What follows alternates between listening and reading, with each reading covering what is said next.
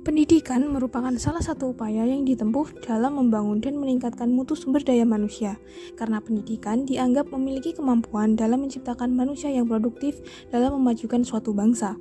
Pemerintah telah berupaya meningkatkan kualitas hidup bangsa Indonesia melalui peningkatan kualitas pendidikan dengan berbagai program bantuan pendidikan, salah satunya yaitu melalui program Indonesia Pintar. Tingginya biaya pendidikan, baik biaya langsung maupun tidak langsung, yang ditanggung oleh peserta didik menjadi salah satu alasan adanya PIP. Lalu, apa itu PIP? PIP merupakan pemberian bantuan tunai pendidikan bagi anak usia sekolah dari keluarga miskin atau rentan miskin pemegang KKS atau PKH guna membantu anak usia sekolah dari keluarga miskin agar mendapatkan pendidikan hingga tamat pendidikan menengah, sehingga salah satu tujuan dari PIP yaitu untuk meningkatkan APM. Masalah putus sekolah menjadi masalah serius yang dapat mempengaruhi keberhasilan penuntasan PIP dalam meningkatkan akses pendidikan.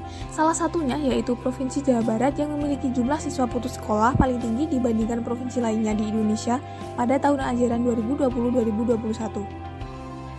Jumlah PIP pada tahun 2018 hingga 2021 rata-rata mengalami peningkatan. Hal ini mengindikasikan bahwa angka putus sekolah semakin menurun.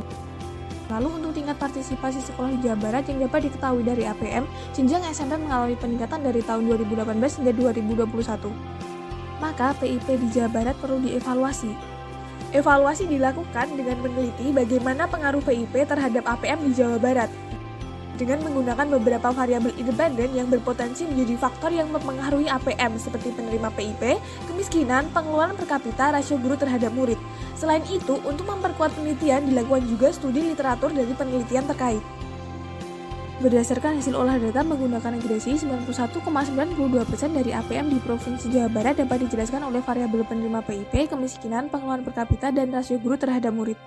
Nah, untuk pembahasan hasil regresi setiap variabelnya dihasilkan bahwa jumlah penerima PIP berpengaruh positif signifikan atau sejalan dengan tujuan PIP yaitu meningkatkan APM. Dari grafik penyaluran dan pencairan PIP jenjang SMP di Jawa Barat cenderung mengalami peningkatan. Namun untuk data pencairan PIP selalu memiliki jumlah di bawah dari angka penyalurannya. Berdasarkan literatur, kondisi tersebut dapat terjadi karena penerima PIP masih kurang paham dan kesulitan tentang mekanisme pencairan dana PIP sehingga mengakibatkan gagal mencairkan. Walaupun begitu, penyaluran PIP ini sudah dapat berkontribusi pada peningkatan APM. Kemiskinan sendiri menjadi salah satu penyebab anak kesulitan dalam mengenyam pendidikan. Dari hasil evaluasi, kemiskinan berpengaruh positif signifikan terhadap APM. Oleh karena itu, melalui dana manfaat PIP, banyak siswa tidak mampu yang terbantu untuk dapat terus bersekolah. Misalnya saja di Kabupaten Sukabumi, Jawa Barat, di mana dana manfaat PIP yang diberikan sangat membantu siswa untuk menjangkau sekolah yang berlokasi jauh dari tempat tinggal. Pengeluaran per kapita yang digunakan untuk mengukur kesejahteraan ekonomi masyarakat berpengaruh positif signifikan terhadap APM. Apabila kesejahteraan penduduk di Jawa Barat meningkat, masyarakat semakin mampu dalam mengalokasikan dana untuk pendidikan, sehingga mendorong partisipasi untuk bersekolah lalu akan meningkatkan APM. Variabel rasio guru terhadap murid memiliki pengaruh negatif signifikan terhadap variabel APM, yang berarti bahwa apabila nilai rasio guru terhadap murid naik, maka APM akan turun, dan sebaliknya. Sejalan dengan bagaimana jumlah guru yang bertanggung jawab terhadap jumlah siswanya, semakin ideal rasio guru terhadap murid, maka akan meningkatkan nilai APM ke titik optimalnya. Berdasarkan literatur jurnal, ditemukan beberapa faktor lain yang mempengaruhi efektivitas PIP. Di antaranya, yang pertama, masih adanya penerima PIP yang bukan dari golongan ekonomi miskin atau banyak keluarga dari ekonomi miskin yang belum memperoleh PIP. Kedua, menurut Pusat Kajian Anggaran, sulitnya akses lokasi bank penyalur dari tempat tinggal peserta PIP dan kondisi geografis yang tidak mendukung dapat menyebabkan rendahnya pencairan dana PIP.